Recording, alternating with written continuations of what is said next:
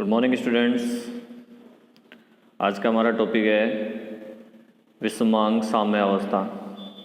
जैसा कि अपन ने साम्य अवस्था के अंदर पढ़ा था कि क्रियाकारक और उत्पाद दोनों की भौतिक अवस्थाएं समान होती हैं, दोनों गैस गैस या दोनों ठोस ठोस या दोनों द्रव द्रव हो। वैसे ये उसका उल्टा हो जाता है विषमांग साम्य अवस्था में क्या होता है कि इसमें भौतिक अवस्था क्रियाकारक और उत्पादों की अलग अलग होती है, समान नहीं होती है। तो ऐसी साम्य अवस्था को बोलते हैं विषमांग साम्य अवस्था। जैसा कि आप इस बंद पात्र के अंदर ये अभिक्रिया देख सकते हो, यहाँ पे ये H2O है, लिक्विड है, यहाँ पे ये भाप में बदल गया। भाप क्या होती है? गैस होती है, H2O गैस। तो ये क्रियाकारक तो लिक्विड है, ये गैस, तो भौतिक अवस्था सेम नहीं है। इसी तरीके से आप ये देख सकते हो, यहाँ पे कैल्शियम कार्बोनेट ठोस है, फिर ये बन गया CaOS, ये ठोस होता है कैल्शियम ऑक्साइड, और ये CO2 ये है गैस। तो देखो ये और ये तो ठोस है, ये गैस है, तो इनकी भौतिक अवस्था सेम नहीं हुई। इनमें साम्य अवस्था स्थिरांक K निकालेंगे, Kc निकालेंगे तो क्या हो जाएगा? उत्पाद बटे क्रियाकारक, अर्थात उत्पाद बटे क्रियाकारक हो गया। यहाँ पे जो कैल्शियम कार्बोनेट और कैल्शियम ऑक्साइड दोनों ही क्या हैं? स्थिर हैं, इसलिए हम इसको ऐसे लिख सकते हैं Kc = CO2।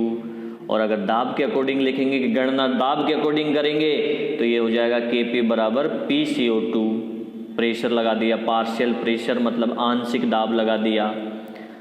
अब ये कह रहा है कि 1100 केल्विन ताप पर अगर कैल्शियम कार्बोनेट व कैल्शियम ऑक्साइड के साम्य में CO2 का दाब 2 × 10⁵ पास्कल है। इसलिए साम्य अवस्था ये मान आपको प्रैक्टिकली निकाला गया है, इसलिए डायरेक्ट याद रखना पड़ेगा। 2 × 10⁵ पास्कल है, इसलिए साम्य अवस्था स्थिरांक का मान क्या हो जाएगा? P = PCO2, और PCO2 का मान कितना है? 2 × 10⁵ पास्कल है, ठीक है कि नहीं? तो इसका मान हो जाएगा कितना? Kp = 2, क्योंकि 10⁵ पास्कल बराबर कितना होता है? 1 बार होता है, ठीक है कि नहीं? इसलिए ये हो जाएगा Kp = 2। साम्य अवस्था स्थिरांक के अनुप्रयोग की साम्य अवस्था स्थिरांक जो K है, इसके कहाँ हम इसका उपयोग कर सकते हैं, क्या फ़ायदा है इसका? तो देखिए इसके उपयोग क्या क्या हैं। 3 उपयोग हैं इसके। एक तो अभिक्रिया की सीमा का पता लगा सकते हैं, दूसरा है अभिक्रिया की दिशा का पता लगा सकते हैं, और तीसरा जो है साम्य सांद्रता की गणना कर सकते हैं। तो सबसे पहले अपन बात करते हैं अभिक्रिया की दिशा की। अभिक्रिया की दिशा, ठीक है कि नहीं?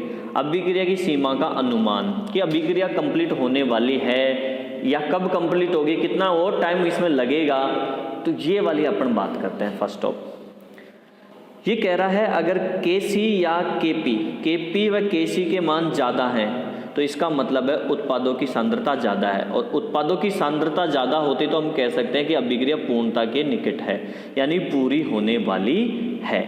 अगर उत्पादों की सांद्रता कम है, यानी Kc और Kp का मान कम आ रहा है, तो हम कह देंगे अभिक्रिया अभी और होना बाकी है, अभी इसमें टाइम लगेगा। तो आप इस स्केल से समझ सकते हो इस चीज़ को। यहाँ पे ये स्केल बना हुआ है, ठीक है।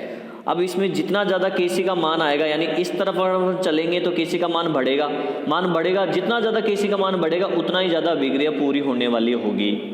और इधर जितना ज़्यादा कम आएगा मान, इधर जाएंगे तो कम आएगा, तो जितना ज़्यादा मान Kc का कम होगा अभिक्रिया उतनी ही काफ़ी कम होगी, ठीक है कि नहीं? यहाँ पे फिर कुछ उदाहरण दे रखे हैं। 500 केल्विन ताप पर H2 और O2 का जो Kc का मान होता है वो होता है 2.4 × 10⁻47। 300 केल्विन ताप पर H2 और Cl2 का जो मान होता है HCl बनता है, तो इसका मान Kc का होता है 4 × 10⁻31। ये मान आपको याद हो तो ठीक है, नहीं याद हो तो कोई बात नहीं, याद करने की ज़रूरत भी नहीं है, ऐसी ज़रूरत नहीं पड़ेगी एग्जाम में। ये 300 केल्विन है, इस पर H2Br2 2HBr बन गया, इसका मान होता है Kc = 5.4 × 10⁻18।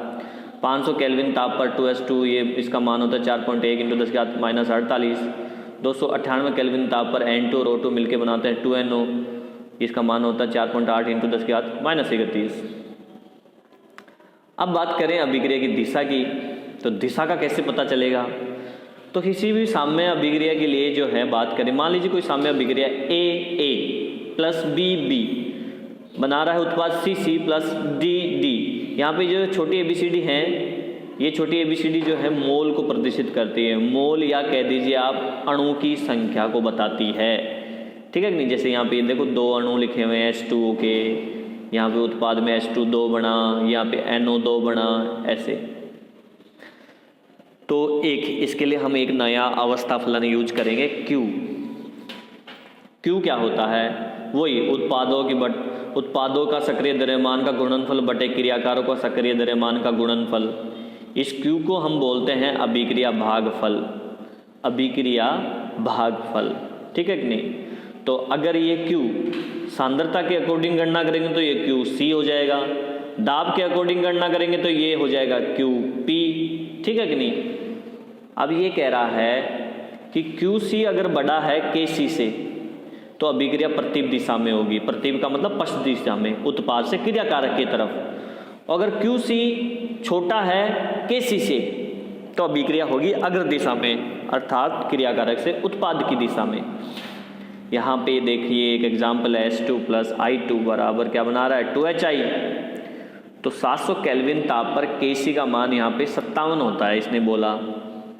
तो माना H2 का मान इसने क्वेश्चन समझ लीजिए आप, इसको एक क्वेश्चन बता रखा है कि 700 केल्विन तापमान पे KC का मान 57 है, H2 की सांद्रता है 0.10 मोल और I2 की सांद्रता है 0.20 मोल और HI की सांद्रता है 0.40 मोल। तो बताइए QC कितना होगा। तो QC का सूत्र क्या हो जाएगा, HI का पावर इस अभिक्रिया के अकॉर्डिंग देखिए यहाँ पे 2 लगा हुआ है तो 2 घात में जाएगा, तो HI की पावर 2 अपॉन H2 I2, इनके मान रख देंगे अपन, इनके मान रख दीजिए। HI का मान क्वेश्चन में दे रखा था 0.40, इसका पावर लग गया। H2 का 10 दे रखा था, I2 का 20 दे रखा था। सोल्व किया इस चीज़ को तो 8 आ गया।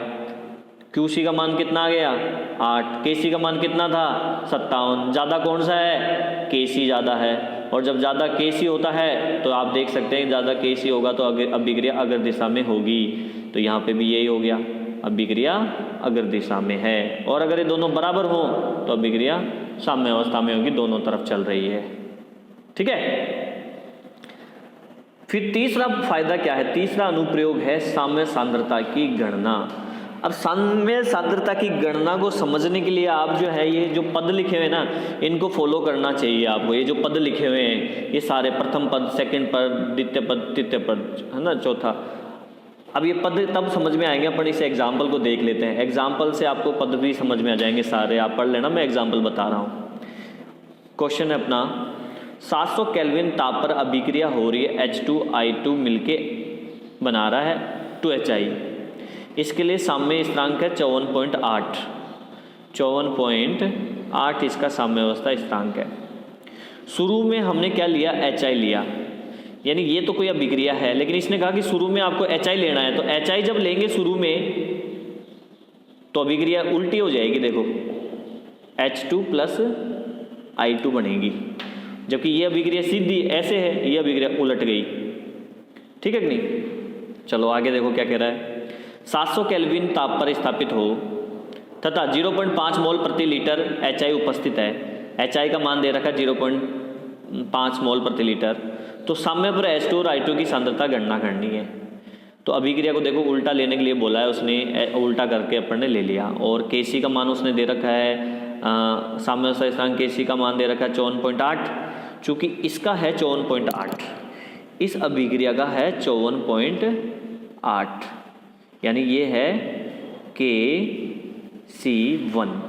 जब अभिक्रिया को उलट देते हैं तो क्या हो जाता है वो KC2, और उलट देंगे तो ये भी उलट जाएगा 1/54.8। इसलिए यहाँ पे हमने लिखा है KC बराबर 1/54.8।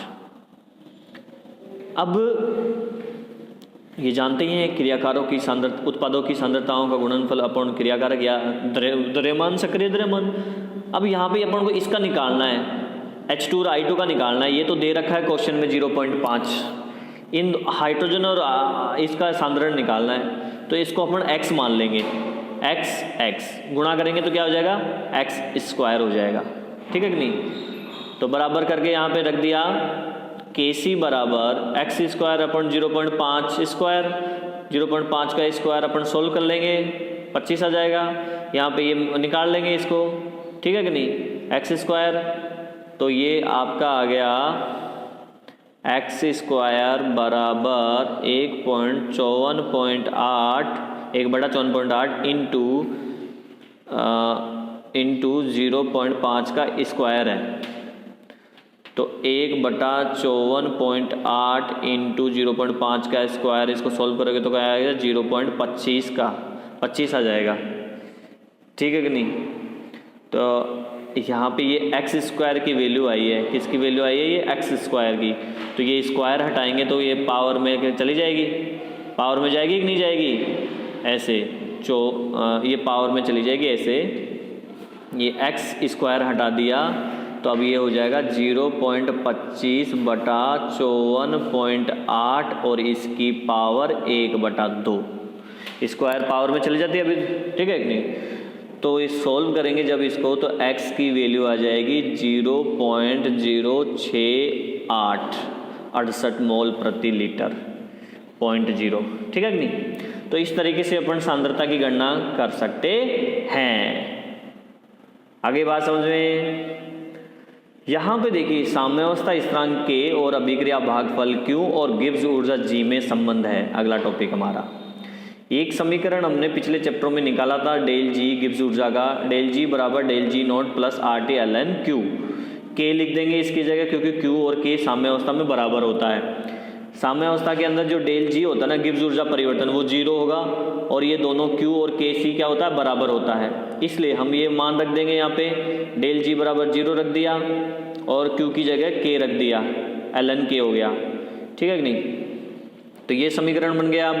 अब इस समीकरण में हमें क्या निकालना है, डेल जी नोट को बाहर ले आओ आप, तो इसको इधर लेके जाओगे, जब इसको इधर लेके जाओगे तो ये क्या हो जाएगा, माइनस का हो जाएगा, प्लस का है ना ये, तो माइनस का हो जाएगा, तो डेल जी नोट बराबर माइनस RT ln K, यहाँ से ln K निकालोगे तो ये बटे में चला गया RT, तो माइनस डेल जी नोट अपॉन RT हो गया।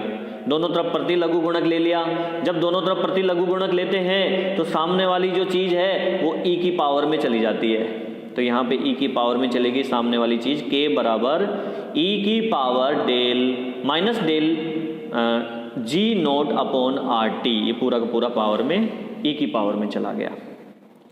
एग्जाम्पल है यहाँ पे, एक एग्जाम्पल ले रखा है, सुक्रोज प्लस H2O, सुक्रोज और फ्रक्टोज बना रहा है, 300 केल्विन ताप के लिए साम्यावस्था स्थिरांक इतना है, 300 केल्विन ताप पर डेल जी का मान ज्ञात करना है, तो ये सूत्र लगा दीजिए आप, मान रख दिया। यहाँ पे ये जो ln KC का मान है ना, ये आपको ब्रैकेट में लिख देगा क्वेश्चन में, तो वो पुट करके आप सॉल्व कर लेना इसको, ठीक है। नेक्स्ट वीडियो में हम साम्य को प्रभावित करने वाले कारकों की बात करेंगे।